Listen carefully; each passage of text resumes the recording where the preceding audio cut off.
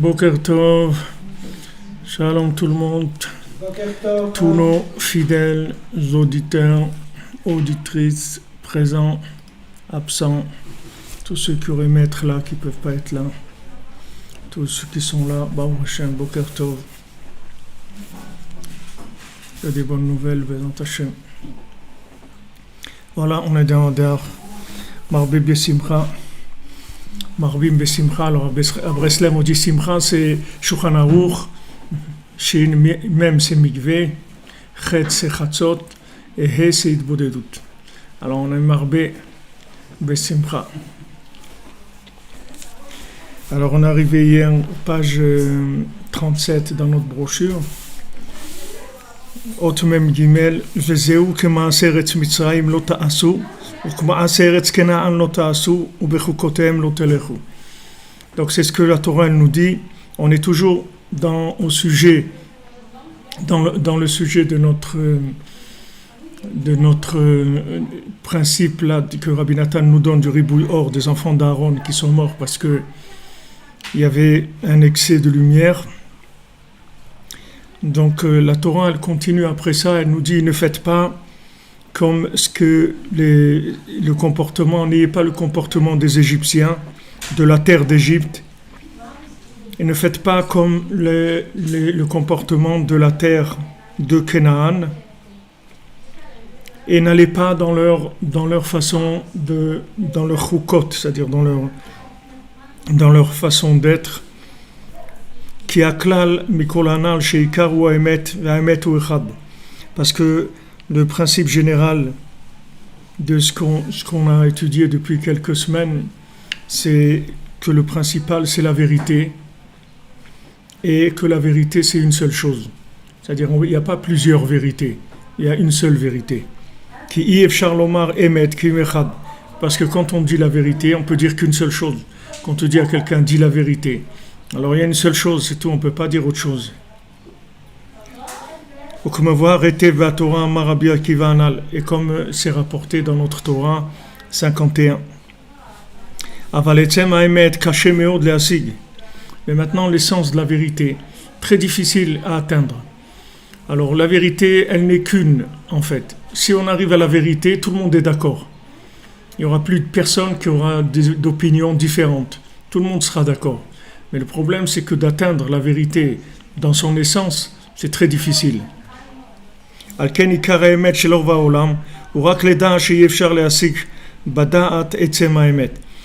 qu'est-ce qu'elle est la vérité de la plupart des gens? C'est de savoir que c'est impossible de comprendre de façon consciente et logique l'essence de la vérité. C'est ça notre vérité à nous. C'est-à-dire que nous, on doit savoir qu'on ne peut pas comprendre la vérité. C'est impossible, c'est quelque chose de trop élevé pour nous. Cette vérité unique, et bien sûr unique et en même temps unificatrice, on ne peut pas la comprendre. C'est impossible de la comprendre pour nous. Alors nous, on doit savoir ça. Ça, c'est notre vérité à nous. Notre vérité à nous, c'est de savoir qu'on ne comprend pas. Voilà là où c'est-à-dire du moment où on sait qu'on ne comprend pas, alors on est déjà en route vers cette vérité-là. On peut recevoir de tzadikim qu'eux, ils savent exactement qu'est-ce que ça veut dire. Nous, on ne sait rien, mais eux, ils savent. Tzadikim, ils savent. Alors nous, qu'est-ce qu'on fait? On dit qu'on ne sait pas. On fait confiance à ceux qui savent. Et on avance avec ça. On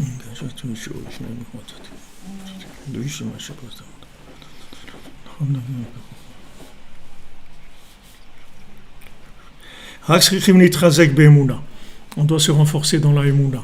Parce qu'on ne sait rien, c'est tout. On ne sait rien. Maintenant, Rabbi Nachman, il dit, voilà, c'est comme ça, alors c'est comme ça, c'est tout. La mala Liona Gdola Minakol, c'est de parler avec Hachem, c'est ce qu'il y a de plus grand. Ok. Pourquoi et tout, on ne sait pas, on ne comprend pas. Pourquoi parler avec Hachem, c'est ce qu'il y a de plus grand? On ne sait pas. Pourquoi mitzvah Gdola Liot Besimcha Tamid? Il y a des mitzvahs Ktana, il y a mitzvah Gdola. Pourquoi il faut être Besimcha tout le temps? On ne sait pas. On ne sait pas. Alors on accepte et on avance, et après on va comprendre beaucoup de choses, une fois on va rentrer dans la Emouna. Mais si, c'est-à-dire en fait, En fait, la Emouna, c'est un outil extraordinaire pour grandir, parce qu'elle te permet de comprendre des choses que tu peux absolument pas comprendre avec ta logique. Si on te donnait maintenant à essayer de comprendre pourquoi de parler avec Hachem, c'est quelque chose qui est au-dessus de tout, quelque chose d'universel, quelque chose qui est au-dessus de tout. On peut donner des explications, etc. Toutes les explications qu'on va donner, c'est parce qu'on a la Emouna d'abord là-dedans. Alors après, on pourra donner des explications. La Emouna, elle va te permettre de rentrer dans un domaine qui t'est complètement étranger par rapport à ta logique. C'est-à-dire, ton niveau de logique, il ne te donne pas accès à ça. Et ta Emouna, elle te donne accès. Avec la confiance, tu peux avoir accès. Avec la logique, tu ne peux pas avoir accès. C'est Adam Arishon, c'est là où il s'est trompé. Il a cru qu'avec la logique, il aurait accès à des choses, des compréhensions énormes. Alors qu'il fallait juste faire un détour, c'est tout. Il fallait faire un détour. Il fallait commencer par la Emouna, à rentrer dans Shabbat, avec le Etzraïm, avec l'arbre de vie. Et de là, après arriver au Etzadat Tovera. Tu commences par la Emouna, après tu comprends. Donc ça, c'est une leçon de vie pour tout le monde. Par exemple, dans ta maison, alors ta femme, tu ne la comprends pas, d'accord? Elle te dit quelque chose ou un comportement que tu ne comprends pas. Qu'est-ce que tu fais quand tu vois ça? Tu rentres dans la Emouna. Tu dis c'est ma femme, je l'aime, c'est ma moitié. Mais je comprends ce comportement, je ne le comprends pas. Ok? Mais quand tu vois que tu ne comprends pas, tu surenchéris la confiance, tu vois? Parce que quand maintenant il y a une question qui vient, en fait cette question, elle vient d'une baisse de confiance. Donc cette baisse de confiance, elle entraîne aussi un manque de communication. Et après, il y a des comportements qu'on ne comprend pas, des attitudes qu'on ne comprend pas. Des choses qui te laissent, maman, tu ne comprends rien. Tu vois une réaction comme ça d'un coup, quelque chose qui est complètement bizarre. Tu vois, tu sais pas. Que ce soit d'un côté ou d'un autre. La femme par rapport à son mari, le mari par rapport à la femme, ou un enfant, ou n'importe qui. Alors maintenant, l'attitude, c'est pas d'essayer de répondre à la question. L'attitude, c'est d'augmenter l'intensité de la confiance. C'est-à-dire de l'amour, de la confiance, tu augmentes ça. Quand tu augmentes ça, tu vas voir après, tu vas comprendre pourquoi elle a eu cette attitude-là. Tu vas le comprendre, mamache. Mais si tu essayes de le comprendre maintenant, tu peux pas. Parce que ton niveau de confiance, il n'est pas assez grand pour que tu puisses comprendre cette vérité. D'ailleurs, c'est pour ça que tu as une question. Une question, c'est quoi? Une question, ça veut dire c'est comme deux morceaux. C'est-à-dire que la chose, elle se casse. C'est-à-dire que tu ne comprends pas. Il y a une contradiction, il y a un manque de logique, il y a quelque chose que tu ne comprends pas. Donc tu as une question. Tu dis, mais pourquoi c'est comme ça? Pourquoi c'est comme ça? Alors maintenant, si tu sais que le pourquoi il vient de manque de confiance, alors tout de suite, qu'est-ce que tu vas faire? Tu vas augmenter la confiance. Quand tu vas augmenter la confiance, tu vas voir que la question que tu avais, ce n'était pas une question. Que c'est une question de gens qui sont éloignés et qui n'ont pas confiance. Alors ils ont cette question-là. Mais ceux qui ont confiance, ils n'ont pas cette question-là. Parce que la question, elle vient uniquement du fait qu'il y a un manque de émouna, il y a un manque de confiance, il y a un manque d'adhésion, d'adhérence ou de fusion. C'est ça qui fait la question.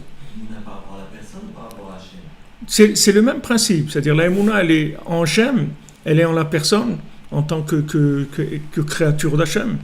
Elle est en toi aussi. Elle est en toi. C'est-à-dire que maintenant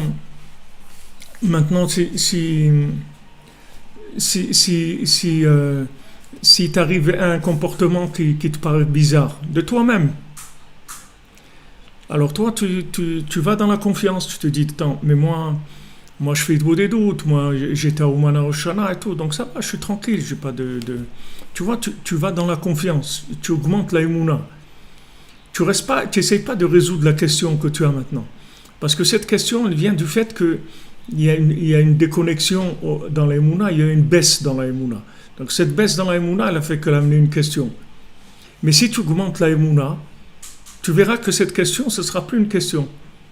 Et c'est possible même que tu aies la réponse à cette question et que tu verras que ce n'était pas une question. Nous, on est sortis d'Égypte comme on est sorti, etc. Il y a eu, il y a eu le Matan Torah, il y a eu le veau d'or, d'accord? Ok, le Matan Torah, il était forcé, donc il y a eu ce qu'il y a eu, on a été faire le veau d'or. Moshe Rabbeinu casse l'étape de la loi, tout ça. Et Hachem, il donne les 13 mesures de miséricorde et il dit maintenant on va construire le Mishkan. On va construire le Mishkan et va sous le Mishkan Veshachanti betocham. Ils vont me faire un Mishkan et je vais résider parmi eux. Si tu analyses logiquement cette situation-là, tu ne peux pas comprendre. Parce que maintenant, tu as l'événement le plus important qu'il y ait jamais eu dans le monde, c'est le Matan Torah.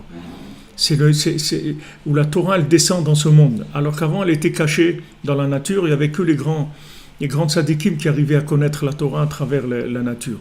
Ok, Hachem, il fait un cadeau, il fait descendre la Torah dans le monde. Maintenant, les gens, ils ne sont pas au niveau du tout d'apprécier la Torah parce qu'ils sont attachés à des désirs, des plaisirs de ce monde, etc. Donc maintenant, Hachem, qu'est-ce qu'il fait? Il dit, bon, puisque maintenant je leur ai donné la Torah, qui est la chose la plus merveilleuse que j'ai, et que maintenant ils réagissent comme ça, donc on va casser l'étape de la loi. Donc Moshe Rabbeinu, il comprend comment ça marche. Il casse l'étape de la loi. Hachem lui dit merci, parce que ils étaient incapables de vivre cette chose-là, c'est-à-dire de Matan Torah de façon intégrale, avec l'intégrité, être entier dans ça. C'est vrai que c'était beau, c'était magnifique, etc. Mais maintenant, une adhésion dans le journalier, dans le fonctionnement journalier, c'était impossible pour eux. Donc, il a cassé les Moshe Rabbeinu, l'étape de la loi. Hachem lui dit merci, etc. Et après, il dit, ouais, mais regarde, qu'est-ce qu'ils ont fait, etc. Alors, Moshe Rabbeinu dit, alors, qu'est-ce qu'il y a? Ce qu'ils ont fait, c'est quoi? Qu'est-ce qu'il y a? C'est-à-dire, ça même que Hachem lui pose la question, qu'est-ce qu'ils ont fait et tout pour ça même, ça vient des jugements des anges d'en haut. C'est pas d'Hachem. Hachem, il n'a aucun problème. Maintenant, dès que Moshe Rabbeinu, il fait appel à la miséricorde, à l'engagement, il lui dit, Hachem, c'est ton peuple, oui ou non? Tu es engagé, oui, avec eux. Non, alors comme ils sont, tu peux rien faire. Tu es embarqué, mon ami. Tu vas jusqu'au bout. El Malasot, c'est comme ça. C'est comme un mariage, c'est la même chose. C'est la même chose. C'est-à-dire, il lui dit, voilà, tu es engagé avec eux, oui ou non? Moi, je t'avais dit que je ne voulais pas aller les faire sortir d'Égypte. Pourquoi? À cause de ça. Voilà pourquoi. Je savais qu'il allait y avoir des problèmes et que ça allait clasher. Donc voilà pourquoi tu m'as fait faire ça. Tu les sors d'Égypte, tu sais très bien dans quel état ils sont, oui, puisque c'était une intervention d'urgence. Vite, vite, vite, vite, vite. Vite, vite, ça veut dire qu'on se sauve. C'est comme une prison. Il y a eu une explosion dans un truc, il y a un trou, allez vite, vite, tout le monde sort. Mais c'est tout. C'est la même chose. On fait une ouverture, Khatsot, au milieu de la nuit, comme des voleurs, tac, tac, tac, vite, vite, vite, vite, vite. Et en plus, ils nous courent derrière et tous allaient nous tuer. Et il fallait des miracles, etc. Donc tu sais très bien que ce n'était pas une situation qui était vécue dans un équilibre. C'est un truc de fou, toute cette histoire-là. C'est des trucs de partout, ça part dans tous les sens. C'est-à-dire maintenant, qu'est-ce que tu veux d'eux? Tu veux quoi? Qu'ils soient des tzadikim? Mais ils ont passé 210 ans en Égypte. Ils sont complètement ils ont baigné dans la Vodazara de l'Égypte et tout. Tu les as forcés à sortir. T'attends quoi d'eux? T'attends quoi Alors Hachem, il dit, bon, c'est bon. Salarti kidvarecha. J'ai pardonné selon ta parole. C'est-à-dire que maintenant, quand il y a la parole du tzadik, ou ta parole à toi, par rapport à Hachem, ou même par rapport à la personne avec qui tu as affaire, la parole, elle va aller réveiller la miséricorde. La miséricorde, qu'est-ce qu'elle fait? Elle fait appel au lien absolu. Il y a un lien absolu. Disons, dans un couple, il y a une dispute. Avec Hachem, il y a une dispute. Avec le Ham Israël, il y a une dispute. Qu'est-ce que c'est cette dispute-là? Ça vient de ces anges-là qui accusent. C'est-à-dire qu'ils veulent tout mettre au carré, justement pour détruire le monde. Donc, quand tu te mets à parler, tu vas réveiller ce qu'il y a au-delà de la logique, c'est-à-dire tu vas réveiller l'amour, tu vas réveiller le cœur. Quand tu vas réveiller le cœur, tu vas voir que la dispute qu'il y a eu, qu'elle n'existe plus, tu vois. Et en général, quand une dispute elle est bien gérée, on ressort sur un lien plus grand qu'avant. Quand tu gères bien une dispute, en général, tu finis par une confiance qui a été augmentée. Tu ressors plus grand dans la confiance. Donc, tu vois le schéma qui est entre le Ham Israël et Moshe Rabbeinu. D'ailleurs, aujourd'hui, il y a la Iloula de Moshe Rabbeinu, de Zayin Adar. C'est la Iloula de Moshe Rabbeinu. Tous ceux qui peuvent allumer pour l'âme de Moshe Rabbeinu, qui, Bezat Hashem, il prie pour nous, qui nous amène la délivrance. On prie. Alors, si tu veux, ce système-là, Ham Israël, Moshe Rabbeinu, Hachem, ça se passe dans toutes les situations. C'est la même chose. Toutes les situations du monde, elles sont sur ce schéma-là. Maintenant, quand Moshe Rabbeinu intervient, il parle avec Hachem, il obtient la miséricorde, d'accord? Il passe sur le canal de la miséricorde. C'est ce que Hachem il voulait qu'il comprenne. C'est ce que Noach n'a pas compris, c'est ce qu'Abraham Avinu l'a compris que partiellement, puisqu'il n'est pas arrivé à sauver Sodome. Moshe Rabbeinu, il a compris comment ça marchait. Donc il dit ça, ce que Hachem il dit maintenant, c'est pas lui qui parle, c'est les anges qui parlent. C'est-à-dire il rapporte la parole des anges parce que il n'a pas le choix de parler sur un plan de vérité et de jugement. Donc il amène le jugement des anges qui est en haut. Mais Hachem, lui, il est que miséricordieux. Hachem, il n'en a rien à faire du jugement. Hachem, il pourrait balancer tout le jugement et dit tout le jugement, j'en ai rien à faire, moi. Lui, il ne peut pas faire ça. Mais le tzaddik, il peut faire ça. Mais Hachem, il ne peut pas. Parce qu'Hachem, s'il enlève tout le jugement, il peut plus optimiser ton passage sur terre en te disant que tu es plus qu'un ange. Comme on a étudié hier avec le Rav Besançon, j'espère que j'aurai le temps de vous le mettre sur Internet rapidement. On dit que l'homme, la Torah lève du deuxième volume du Likutei Moharan, où l'homme il a été créé pour avoir le pouvoir sur les anges. Adam livra chez le Memshala la Malachim. C'est-à-dire qu'on doit avoir le pouvoir sur les anges. En fait, c'est une guerre de pouvoir. Les anges, ils veulent avoir le pouvoir sur nous. Et nous, on doit avoir le pouvoir sur eux. Maintenant, comment nous, eux, ils ont le pouvoir sur nous? Parce qu'ils amènent la vérité de la Torah. Ils disent, voilà, c'est écrit comme ça et comme ça. Regarde, ils ne font pas ce qui est écrit. Donc, ils veulent nous casser. Et maintenant, ça, Hachem, ils ne peuvent pas leur dire, écoutez, moi, je les aime, j'en ai rien à faire de vos trucs, hein, c'est mes enfants, dégagez. Il ne peut pas. Parce que s'il fait ça, alors tout le jeu, après, il ne peut pas nous mettre au-dessus des anges. Puisque maintenant, s'il ne tient pas compte de leur jugement, ça veut dire qu'il n'y a aucun jugement. C'est-à-dire que tu voles, tu tues ou que tu fasses du bien, c'est la même chose. Alors on ne peut pas faire ça. Il y a un jugement. Donc il doit respecter le jugement. Mais au fond, il veut pas leur donner le pouvoir. Il faut que toi, tu aies le pouvoir sur les anges. Comment tu vas avoir le pouvoir sur les anges? Il y a un tzaddik qui est l'intermédiaire. Il vient, il va plaider pour toi. Il va plaider pour le monde. Maintenant, comme le tzaddik, lui, dans la vérité, il est irréprochable, donc ils ne peuvent rien faire avec lui. Ils ne peuvent pas s'amuser avec lui, parce que lui, c'est quelqu'un que dans le Hémet, il n'y a personne qui bouge. C'est-à-dire qu'il peut lui dire, ouais, t'as fait ça, des combines, et il n'y a pas de combines. Il n'y a pas les trucs du Forex ou des trucs. Le tzaddik, il n'est pas là-dedans, tu comprends? Le tzaddik, c'est tout, c'est droit. Il n'y a pas de... Donc à lui, ils peuvent rien lui faire du tout. Donc lui, il vient, c'est un représentant de la vérité sur terre. Il est assermenté, il est 100% vrai. Donc lui, qu'est-ce qu'il fait? Il prend cette vérité-là et il l'utilise pour déclencher la miséricorde. C'est-à-dire qu'il va utiliser cette vérité, en fait, pour aller chercher comment, si tu veux, détruire l'accusation de la vérité. Alors, maintenant, Hachem, par miséricorde, il nous sort d'Égypte, d'accord?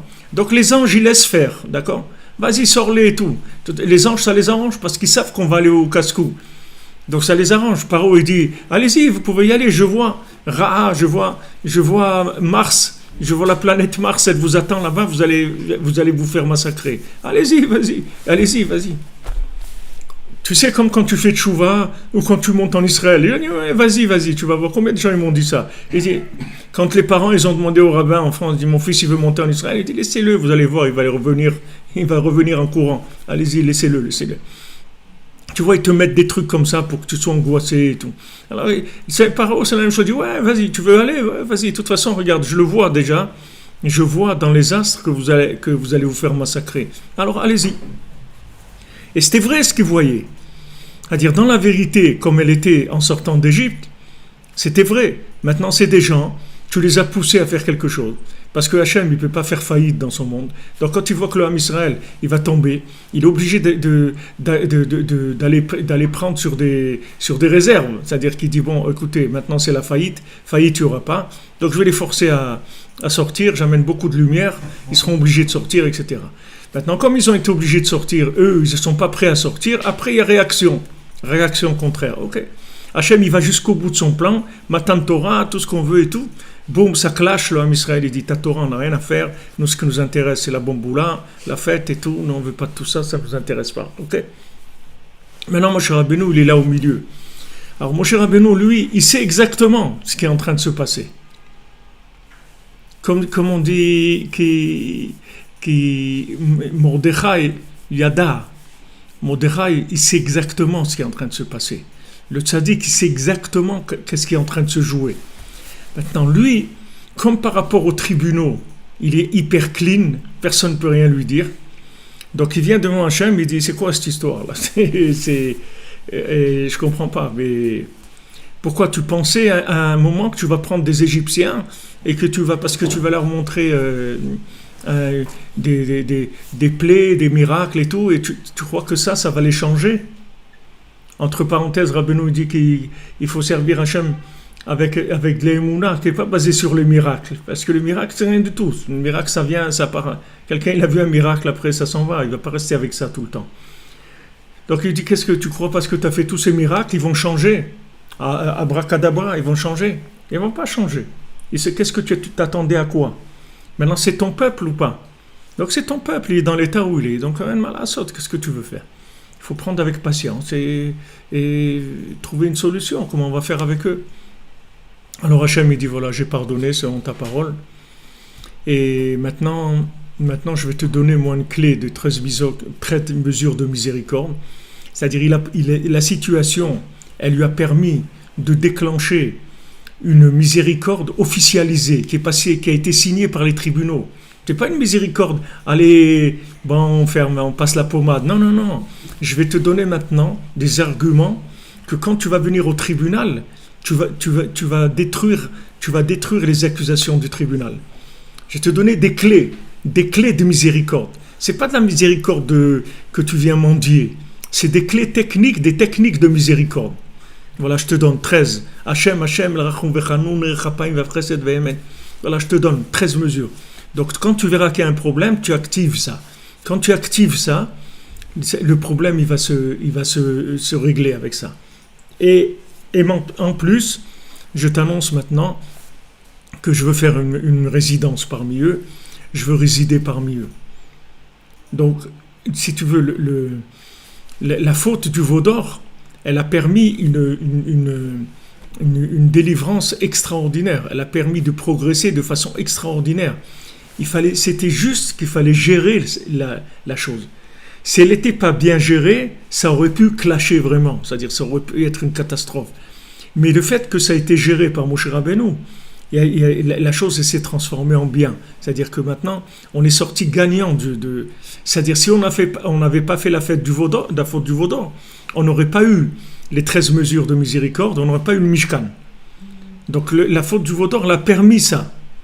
Donc, ce principe-là, cette formule, dans l'ensemble, elle est valable pour n'importe qui, à n'importe quel moment. Dans son rapport avec Hachem, dans son rapport avec son prochain, avec son conjoint, avec ses enfants, avec lui-même, c'est une technique qui marche. C'est une technique qui marche dans tout. C'est-à-dire que maintenant, il y a une situation de clash, une situation difficile. Il y a une dispute, ok. Cette dispute, c'est quoi? C'est un affrontement de vérité. C'est ça, cette dispute. C'est pour ça qu'on se dispute. Moi, j'ai ma vérité, toi, tu as ta vérité, on n'est pas d'accord, ok. Donc cette dispute-là, ça vient des anges, d'accord? Ça vient pas du couple, parce que le couple, il s'aime. C'est-à-dire, quand ils se sont rencontrés, etc., il n'y avait pas encore chacun, il amenait que des éléments pour se faire confiance, pour s'aimer, etc. Donc même s'il voyait des trucs qu'il pouvait un peu, il mettait tout de côté parce qu'il voulait que ça marche. Il était intéressé que ça marche. Donc au début, il n'y avait pas de problème. Après, il y a une construction, etc. Il y a cette vérité qui vient. Cette vérité, elle vient des anges. Donc à un moment, les anges vont amener une vérité différente chez l'homme et chez la femme, que de toute façon, ils sont différentes par définition même. Donc il va y avoir, c'est sûr qu'il va y avoir des disputes. Ok, ça va clasher. Il y a des fois où il y a des clashs. Même si la personne, elle a dit, ouais, je m'engage, à partir de maintenant, on va faire ça et tout, et après ça change. Bon, il n'y a pas de logique là-dedans. Tout est là pour que les anges puissent exploiter ça et en faire des disputes. Maintenant, quand il y a cette situation qui vient, et que vous savez ce qu'on est en train d'étudier ici, et pour ça, il faut prier pour que ça reste dans notre cœur, pour qu'on puisse l'utiliser quand on en a besoin. Si vous savez ça, vous savez que maintenant, cette situation de dispute, en fait, c'est des anges qui s'habillent en nous, en moi, en elle, et qui font que cette vérité, elle s'affronte. Maintenant, regardez si vous dépassez ça, à quoi vous pouvez arriver. Si maintenant vous savez ça, vous allez calmer le jeu. Vous allez dire, mais tu sais, chérie, on sait un truc et tout. Tu vas essayer d'amadouer, de t'arranger au maximum. Okay? Si tu fais ça, tu vas rentrer dans une confiance plus grande. C'est-à-dire que le conjoint, il va se révéler à toi, il va se donner à toi encore plus qu'avant. Parce qu'il y a plus de confiance. Maintenant, quand cette confiance elle va augmenter, ces anges-là qui ont provoqué la dispute, tu vas les éliminer. Ils ne pourront plus agir, ces anges-là. C'est-à-dire parce que du moment où tu as révélé une miséricorde par rapport à cette dispute, tu as fermé le bec à ces anges. Ces anges-là, ils ne peuvent plus intervenir, c'est fini. Ils sont morts. Ils n'ont plus le droit de venir. Parce que toi, tu as révélé maintenant une miséricorde qui a tué ces anges-là. On a fait abstraction de la vérité qui nous dérangeait. On a fait abstraction de la vérité. Comme s'il n'existait pas. Voilà, cette vérité, on sait que c'est du mensonge. Parce que la vérité, la vraie vérité, c'est qu'on s'aime. C'est ça la vraie vérité. Tu comprends? Pourquoi on s'est marié? Parce qu'on s'aime. On ne s'est pas marié pour se disputer. On s'est marié parce qu'on s'aime, oui. Ça, c'est la vérité. Ça, c'est le émet l'ermito. Tu comprends? Seulement, au début, c'est une lumière. Et après 30, 40 ans de mariage, ça deviendra une construction d'amour. Au début, c'est une lumière. Mais après, ça devient le résultat de la construction. Si tu tiens le coup le temps, c'est le couple, il fait ce qu'il faut. Alors, quand tu fais abstraction de ta vérité, à ce moment-là, même si c'est une vérité qui a l'air très vraie, très logique, même des fois c'est une question d'honnêteté même, c'est même pas de la vérité, des fois c'est de l'honnêteté. Des fois ta femme me dit bon, on va manger chez mes parents ce Shabbat et tout, le Shabbat prochain on ira chez tes parents. Ok. Et quand il arrive Shabbat prochain, tu dis j'ai pas envie d'aller. Mais attends, mais on a dit oui, j'ai pas envie, c'est tout. J'ai pas envie, je suis fatigué, truc, je préfère rester à la maison, qu'est-ce qu'on va aller, truc. Et puis là-bas, chez tes parents, ils ont invité ta belle-sœur, et truc, c'est des histoires, des trucs classiques, les classiques du jazz. Ok? Donc maintenant, quand cette vérité, elle vient, en fait, chaque fois qu'il y a une possibilité de dispute, parce qu'il y a des vérités qui sont opposées, et que maintenant tu dépasses cette dispute-là, c'est-à-dire, tu dis, écoute, on arrête là. Nous, on s'aime, oui. On ne s'est pas mariés pour se disputer. Donc, nous, on s'aime. Alors, viens, on dépasse ça. Toi, déjà, en toi, tu commences à prier et tout, demander à Hachem. Tu dis, regarde, moi, je ne veux pas rentrer dans des disputes. Je ne veux pas ça. Je veux surtout pas ça. Donc, tu ne réponds pas au truc. Tu passes l'éponge, tu avales la pilule, ce que tu veux. Tu laisses passer. Et tu rentres dans de la miséricorde plus grande. Donc, maintenant, ce que tu as gagné, c'est qu'en fait, tu as révélé la miséricorde d'Hachem dans le monde. Et tu as marqué un point par rapport à ces anges qui t'ont provoqué cette dispute. Et ces anges-là, tu les as éliminés. C'est-à-dire, ils ne pourront plus intervenir. Parce que le fait que tu as dépassé les dégâts de leur intervention, ça fait qu'ils ne peuvent plus intervenir. Parce que ça, maintenant, c'est fini. Comment c'est fini? Si maintenant, ils veulent revenir pour refaire récréer une situation de dispute, ils ne peuvent pas. Parce que comme tu as fait descendre la miséricorde, cette miséricorde, elle a tué leur vérité. Parce que la vraie vérité, c'est la miséricorde, c'est l'amour. Ça, c'est la vraie vérité. Seulement, il y a une vérité qui n'est pas la vraie vérité, qui est entre les deux. Donc cette vérité-là, il faut que tu la dépasses sans arrêt, jusqu'à ce que tu arrives à Echad. Fini. On ne peut plus te décoller. On ne peut plus te décoller. C'est-à-dire que tu arrives à un moment où quoi qu'il se passe dans la logique, ça n'a plus d'importance.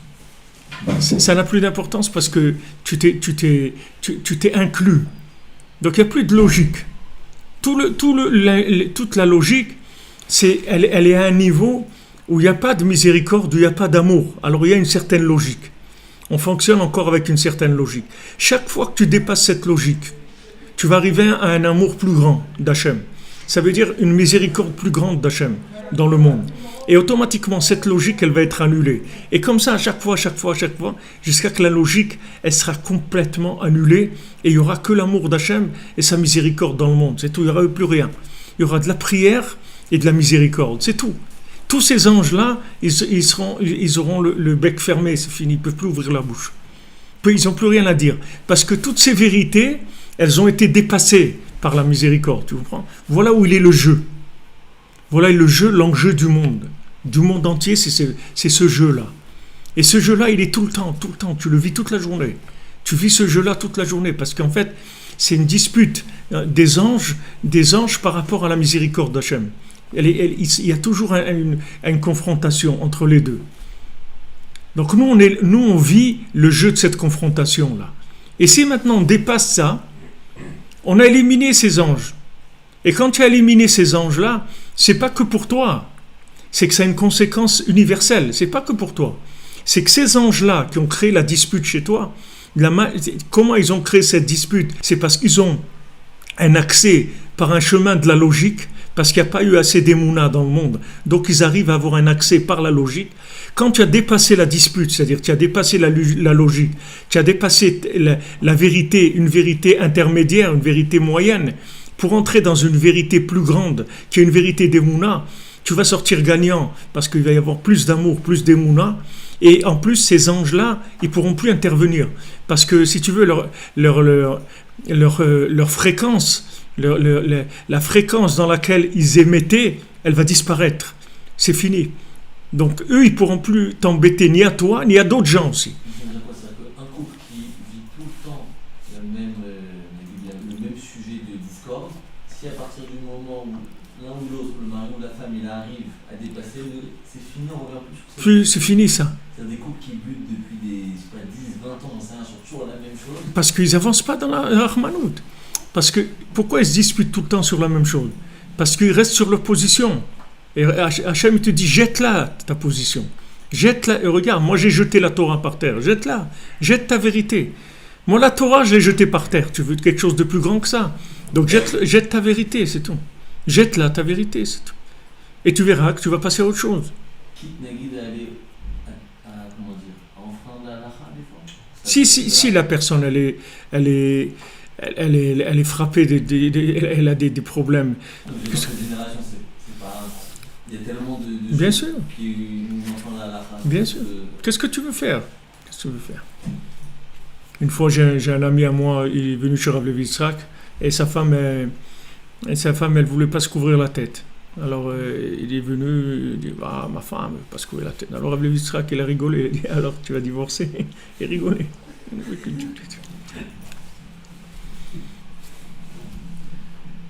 Non, moi, ce que je dis, c'est que je parle pas du côté de la femme qui n'arrive pas à se couvrir la tête, je parle du côté du mari, que lui, il va être obligé de se mettre dans des situations qui vont l'amener à enfreindre, entre guillemets, à un certain niveau. Mais si la femme est la femme, c'est la boussole de l'homme. Oui, mais justement, est-ce que ça va à dépasser si tu veux, c'est ton épreuve de vérité, en fait. C'est ton épreuve de vérité. C'est-à-dire, si maintenant ta vérité, elle était vraie comme tu le dis, alors tu la vivrais à deux, tu comprends? Du moment où tu la vis tout seul, ça veut dire que c'est pas vrai. Ce que tu vis, toi, c'est pas vrai. Tu comprends? Parce que du moment, c'est comme l'âme et le corps. Et la femme, c'est le corps de l'homme, d'accord? Donc maintenant, tu peux pas dire ton corps, il veut pas vivre une vérité de ton âme. Ton âme, l'âme, elle peut transmettre au corps la vérité, il n'y a aucun problème. Si maintenant l'âme, elle a elle a le langage du corps, elle lui transmet comme il faut, le corps, il va suivre, il n'y a pas de problème. Donc maintenant, cette vérité-là, il faut la mettre de côté. Même maintenant, au point de vue halakha, il faut demander à un posek halakha comment ça marche. Mais il y a des choses qu'on ne peut pas faire autrement. Il y a des choses que oui, on peut trouver comment s'arranger. Il y a des choses où on peut trouver comment s'arranger. Parce que toute la halakha, elle est faite pour ça, pour tout le lien du mechaber. Je vous dis mechaber, ça veut dire chibour, c'est-à-dire que tout le lien de la halakha, justement, c'est jusqu'où on peut aller pour rester ensemble, tu vois. C'est-à-dire jusqu'où on peut aller chercher quelqu'un et le considérer qu'il est encore attaché. C'est-à-dire jusqu'où ça va, pour le tenir attaché, tu vois. Mais le principe si tu veux, général, c'est celui-là. Il y a deux opposés qui doivent devenir un. Donc maintenant, pourquoi ils sont opposés? Parce que c'est leur nature, c'est-à-dire ils ont été créés comme ça. Un, il est masculin et l'autre féminin. Et tous les individus, ils sont comme ça. Un, il est plus dans le côté masculin et l'autre dans le féminin. C'est chacun par rapport à l'autre, un il reçoit, un il donne. Donc ces deux pôles d'opposition, ils doivent devenir echad, d'accord? Le but, c'est qu'ils deviennent echad. Maintenant, pour qu'ils deviennent echad, un, qui s'unissent profondément, c'est-à-dire mamash, une union parfaite, il faut qu'ils révèlent la miséricorde d'Hachem, parce que c'est que là-dedans qu'Aïmet les Amito, qui inclut toutes les vérités du monde. Toutes les vérités du monde, elles sont incluses dans la miséricorde d'Hachem. Parce que c'est le but final de toutes les vérités, c'est d'arriver à ça. Donc maintenant, quand il y a un problème de dispute, il faut jeter la vérité et il faut rentrer dans la miséricorde. Il faut transformer la dispute en miséricorde. Quand tu transformes la dispute en miséricorde, tu as réglé le problème. Cette dispute n'aura plus lieu. Pourquoi? Parce qu'il y a une miséricorde qui s'est révélée et cette miséricorde, elle a chassé cette vérité-là, intermédiaire. Donc c'est ce qui s'est passé, c'est-à-dire le fait qu'on a fait le veau d'or et qu'après Hachem nous a donné les 13 mesures de miséricorde et qu'il a créé le Mishkan, on est passé à un autre niveau complètement de révélation d'Hachem dans le monde et de sa miséricorde. Il a donné des outils après pour la miséricorde. Des outils pour attirer la miséricorde. Du moment où il te donne le Mishkan, tu as fait une avéra, tu viens, tu amènes un korban, tu amènes un truc, ça y est, tu as réglé. Il t'a donné un outil pour arranger tout. C'est-à-dire c'est un dépassement complètement de ce qui se passait avant. C'est-à-dire on se retrouve plus dans la même situation. Du moment où il y a le tabernacle, quelqu'un il a fait une faute, il amène un sacrifice et il expie sa faute. Il y a un Kohen Gadol officiel, il est là nommé par Hachem et il vient et il permet qu'on pardonne ta faute. À Yom Kippour, il rentre dans le Kodesh HaKodashim et là-bas il amène le Echad qui va annuler toutes les fautes du peuple. Donc on est passé dans une autre dimension complètement. Et cette dimension elle est venue par le fait qu'on s'est approché du clash total avec le veau d'or. On était proche du clash total. Et ce moment-là, du clash total, du moment où le tzaddik il est intervenu et il a fait le shalom entre l'âme Israël et Hachem, en lui disant mais qu'est-ce que tu veux d'eux, etc. Il a entraîné qu'il y a eu les 13 mitzvot de miséricorde et le Mishkan. Donc ce schéma, il est pour tout le monde, tout le temps. Tout c'est comme ça. Tout fonctionne comme ça. Parce que c'est une guerre entre la miséricorde et la rigueur, si tu veux. Et la miséricorde, elle ne peut pas chasser la rigueur. Parce que si la miséricorde elle chasse la rigueur, c'est la bamboula, c'est fini, il n'y a plus rien dans le monde. Tout le monde fait la fête et fait ce qu'il a envie et Hachem il va payer tout le monde. Mais non, il faut des règles. Il faut des règles. Mais maintenant, ces règles-là, elles sont là pour les dépasser. Elles ne sont pas là pour qu'elles détruisent. La règle, elle n'est pas là pour détruire, elle est là pour la dépasser. C'est-à-dire que maintenant, une fois que maintenant tu vois une règle, que cette règle-là crée de la dispute, il faut venir, si tu veux, permettre la chose, c'est-à-dire dépasser la chose pour amener de la miséricorde. Et cette miséricorde, elle avance chaque jour. Chaque jour, il y a plus de miséricorde. Chaque jour, il y a plus de miséricorde. Parce que ce qu'il a fait Moshe Rabbeinu, Rabbi Nachman, il le fait tous les jours. C'est même Neshama que Moshe Rabbeinu. Je vous ai dit, Moshe Rabbeinu, Rabbi Shimon, le Harizal, le Baal Shem Tov et Rabbi Nachman, c'est la Neshama de Moshe Rabbeinu. C'est la même. La même, seulement, Rabbi Nachman, c'est Shlemut Nishmat Moshe. C'est la Neshama de Moshe Rabbeinu, mais de façon parfaite, c'est-à-dire complète. Moshe Rabbeinu, il n'est pas arrivé à faire descendre son âme de façon complète.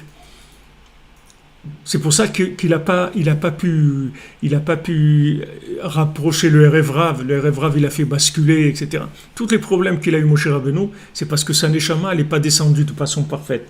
Maintenant, après, il est venu Rabbi Shimon, il a fait descendre encore plus, le Harizal encore plus, et le Baal Shem Tov encore plus, et Rabbi Nachman, il a complété, c'est-à-dire Rabbi Nachman, c'est la Neshama de Moshe Rabbeinu de façon parfaite. Donc lui, il est tout le temps en train de négocier de la miséricorde. C'est ce qu'il fait. C'est ce qu'il fait. Donc c'est pour ça que Rabbi Nachman est très très sensible à tout ce qui peut créer de la dispute. Tu vois. Il te dit fais attention, regarde que le bien chez l'autre, ne regarde pas le mal chez l'autre. Pourquoi il te dit ça ? Parce que si tu regardes le mal et tu commences à faire des oppositions de vérité qui sont des vérités bidons en fait, puisque c'est des vérités intermédiaires. C'est des vérités intermédiaires, de toute façon elles vont partir. C'est comme des dents de lait ou trucs, elles vont partir de toute façon. C'est-à-dire ce sont des vérités intermédiaires. De toute façon, toi tu vas lâcher la vérité, l'autre il va lâcher sa vérité, tout le monde va la lâcher. Donc il te dit lâche-la maintenant. Lâche ta vérité maintenant et va vers la miséricorde, c'est-à-dire trouve un point d'entente. Ce point d'entente, il est dans une miséricorde qui est juste au-dessus de ces vérités qui s'affrontent. Et à ce moment-là, une fois que tu es arrivé à cette miséricorde, tu as réglé le problème pour tout le monde, pas que pour toi. Donc on est tous, si tu veux, des responsables de tout ce qui se passe dans le monde. Parce que, si tu veux, à chaque fois qu'il y a une dispute, à chaque fois que tu crois que ce que tu penses c'est vrai, en fait, tu crées de la dispute dans le monde. Chacun reste sur ses positions. Les gens, ils restent, voilà, regarde en Syrie, là, où, je sais pas, j'ai vu 250 civils, il a tué dans la journée, comme ça, des gens. Quelqu'un qui parle de ces ils n'ont rien à faire. Mais attends, 250 gens, il les tue comme ça. Pour rien, dites-moi qu'il y a une raison quelconque. Il y a une raison, il n'y a pas de raison. Mais c'est sûrement qu'il doit avoir une idée dans sa tête pour faire ça. Mais tu vois bien qu'il n'y a pas de vérité. Comment on tue des gens comme ça, sans rien? Qu'est-ce qu'ils ont fait, ces gens-là? Qu'est-ce qu'ils ont fait? Ils t'ont fait quoi? C'est-à-dire, c'est comme ça, parce que tu as une vérité, eux, ils ont une vérité. Alors tu vas tuer les gens. C'est terrible. Alors Rabbi Nachman, il te dit, regarde le bien, c'est tout. Ne regarde pas le mal. Parce que lui, il fait que ça toute la journée, Rabbi Nachman. Chercher le point positif chez chacun. Chacun, il cherche un point positif. Avec ce point positif, il peut déclencher la miséricorde. Dès que tu as trouvé le point positif, tu as trouvé un point d'union avec Hachem, et à ce moment-là, il y a de la miséricorde qui vient. Et c'est comme ça qu'on avance. Comme ça que la Géoula, elle va venir. Alors maintenant, dans un couple, il ne faut pas essayer d'imposer ta vérité. Il faut d'abord être ensemble. Ça, c'est le Emet Lehamito. Emet Lehamito, c'est qu'on doit être ensemble. Ça, c'est Emet Lehamito. Et le Emet, c'est qu'il y a des ajustements tout le temps. Ah ça, ok. Mais on perd pas jamais de vue qu'on est Echad. C'est-à-dire, Echad, c'est Hachem Echad, c'est au-dessus de tout. Maintenant, au Shmo Echad, on travaille pour ça. Mais il y a toujours Hachem Echad. C'est-à-dire, on s'est engagé, on est un. Maintenant, dans le vécu de tous les jours, on doit s'adapter. Alors, en sachant que notre vérité, elle n'est pas absolue, elle est très relative. Et que c'est une part infime de la vérité, notre façon de voir les choses. Et que la vérité absolue, c'est la miséricorde totale. C'est ça la vérité absolue. Comme je dis, émettre les amito, c'est la miséricorde totale. Donc si tu veux atteindre cette miséricorde totale, le seul chemin, il te dit, pour arriver à ça, c'est de savoir que ta vérité, elle vaut rien. C'est-à-dire que tu comprends rien. Quand tu sais que tu comprends rien, tu te connectes tout de suite sur la miséricorde. Tant que tu crois que tu comprends, tu vas vivre dans un rapport de vérité. de vérité qui n'est pas une vraie vérité. C'est une petite parcelle de la vérité, une petite portion. Des fois, il y a vraiment pas beaucoup de vérité là-dedans. Il y a beaucoup d'intérêt, beaucoup d'honneur, beaucoup il y a beaucoup de problèmes, tu vois, dans cette vérité-là. Donc quand tu la mets de côté pour aller vers la miséricorde, parce que tu te souviens que, sauf, on est ensemble, on est là pour être ensemble. Comme mon cher Rabbeinu l'a dit à Hachem, voilà, tu es là, c'est ton peuple, tu ne pourras pas t'en débarrasser, c'est ton peuple. Et tu es lié avec eux depuis avant la création du monde. Tu les as créés avant le monde, tu es lié avec eux depuis avant le monde. Donc ne parle pas de clash, ne parle pas de divorce, ne parle pas de choses comme ça, parce que ça n'existe pas. Donc maintenant, comment on arrange? Alors quand mon cher Rabbeinu il amène ça, Hachem il lui donne les clés de miséricorde. Il donne les clés, il lui dit voilà des clés pour déclencher la miséricorde de façon technique et que tu puisses à chaque fois faire appel aux 13 mesures de miséricorde. Et en plus, on va construire le Mishkan, où vous aurez une façon de tout réparer. Comme Rabbeinu dit, quand tu avais le Beth Amikdash, alors tu n'avais pas le poids des fautes ni rien. Parce que tu avais un problème, tu allais là-bas, tu réglais, tu repartais léger. Parti très léger.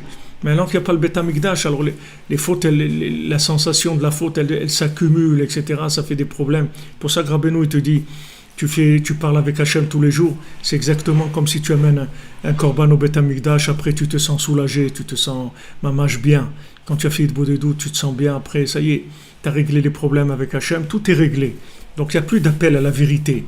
Puisque maintenant, tu es passé par le chemin de la miséricorde, on ne fait plus appel à la vérité. La vérité que tu as fauté ou que tu as fait, c'est fini ça, c'est dépassé. Parce que tu as eu affaire à la miséricorde. C'est le système du Mishkan. C'est vrai que tu as fauté, mais voilà un moyen d'arranger. Tu viens, tu amènes une offrande, tu amènes un sacrifice, le problème il est réglé. C'est fini. Maintenant, aujourd'hui, il n'y a pas de Beth Amikdash, mais il y a un Neshalma Parim Sefatenu. Avec nos lèvres, on remplace les corbanotes, on remplace les sacrifices. Donc quand maintenant tu viens parler avec Hachem et tu lui parles de ce que tu as fait de bien, de ce que tu as fait de pas bien, tu demandes pardon, etc. Le problème est réglé, c'est fini, comme à l'époque du Beth Amikdash. Donc après tu es léger, tu as fait appel à la miséricorde d'Hachem. Tu as révélé qu'il y a encore plus de miséricorde et plus de miséricorde. Donc on va arriver à un moment où on va tomber avec des gens qui sont mamash très très très très faibles, très bas, très loin. Et ces gens-là, ils n'auront comme choix que de faire appel à la miséricorde d'Hachem. Parce que d'après la vérité, comme elle est révélée des anges, ils n'auront pas le droit à quoi que ce soit. Mais ils seront obligés d'arriver à s'appuyer sur la miséricorde d'Hachem. Mais la miséricorde d'Hachem, elle ne peut pas se déclencher si tu n'y fais pas appel. Si tu y fais appel, tous les anges ils sont annulés. Hachem, quand tu parles avec lui, tous les intermédiaires ils sont annulés, c'est fini. Ils n'ont plus le droit à la parole. Hachem, c'est un rapport direct avec Hachem, ça veut dire que miséricorde, c'est tout. C'est fini. Mais ce que tu dois dépasser, c'est la vérité que tu as dans ta tête. Pourquoi les gens ils n'arrivent pas à parler avec Hachem? Parce qu'ils ont de la vérité dans leur tête, c'est tout. Ils croient qu'ils sont comme ça, ou ils sont comme ça, ou ils sont comme ça. Hachem te dit, viens parler avec moi, je t'aime, viens parler avec moi. Je veux tout arranger. Viens parler avec moi, c'est tout ce que je te demande. Je ne te demande rien d'autre. Parle avec moi, je t'arrange tout. Viens parler avec moi, c'est tout. Ça, c'est le travail journalier de l'Aïd Bodédout. Et l'Aïd Bodédout, elle amène à un comportement miséricordieux avec tout le monde. Pas parce que maintenant on est gentil, c'est pas parce qu'on est gentil. C'est parce qu'on a compris que c'est comme ça que ça marche. Tu n'as pas besoin d'être gentil pour être miséricordieux. Tu as besoin de comprendre comment ça fonctionne. Que maintenant, chaque fois qu'il y a une vérité qui vient pour essayer de séparer, il faut la dépasser pour s'unir. Et quand tu as dépassé cette vérité, en fait, qui ne vient pas de toi, qui vient des anges, tu as mis ces anges de côté et tu les domines maintenant. Tu as un pouvoir sur ces anges-là. Et une fois que tu as un pouvoir sur ces anges-là, tu vas les utiliser aussi. Mais ça, c'est encore une autre étude, comment utiliser ces anges une fois que tu as le pouvoir sur eux. Et en fait, après, tu sors. À chaque fois, tu sors du rapport, si tu veux, des lois naturelles. Parce que les lois naturelles, c'est des anges, les lois naturelles. C'est-à-dire, derrière ces lois naturelles, il y a une miséricorde totale. C'est-à-dire que, au lieu maintenant que tu prennes un médicament parce que tu es malade, tu peux manger une banane et tu vas guérir. ce qui était dans le médicament, ça peut rentrer dans ta banane. C'est la même chose. Parce que dans le médicament, c'est un ange qui travaille pour la pharmacie, pour le produit pharmaceutique. C'est un ange qui est là-bas, qui donne au médicament le pouvoir de guérir. Alors cet ange-là, tu peux l'amener dans la banane par le fait que tu as le pouvoir sur lui. Parce que tu as dépassé ce niveau de Hémet, tu es rentré dans ce qu'on appelle Dvar Hashem, ce que Rabbeinu l'appelle Dvar Hashem, la parole divine. Quand tu rentres dans cette parole divine, après tu peux manipuler les anges, c'est-à-dire ils deviennent tes serviteurs, tu vas les utiliser. Et ces anges-là, c'est eux qui sont derrière toute la nature, toutes les lois naturelles, c'est eux qui les font. C'est ces anges-là. Donc maintenant, si tu les domines, tu sors des lois naturelles. Plus tu les domines, non seulement tu sors de ça, mais tu l'utilises comme tu veux après. Après, tu vas les utiliser dans ta vie comme tu veux. Ça, c'est un autre niveau que Bezant Hashem, on développera en son temps. Alors, bonne journée, Be'atzlacha, que des bonnes nouvelles à tous et à toutes. Merci de votre présence, de vos partages, de votre soutien, des gentils mots que vous envoyez. C'est très encourageant. Aussi de votre participation financière qui nous permet d'avancer et d'essayer toujours de diffuser mieux. Rabbi Nachman, Bezat Hashem. Be'atzlacha, bonne journée.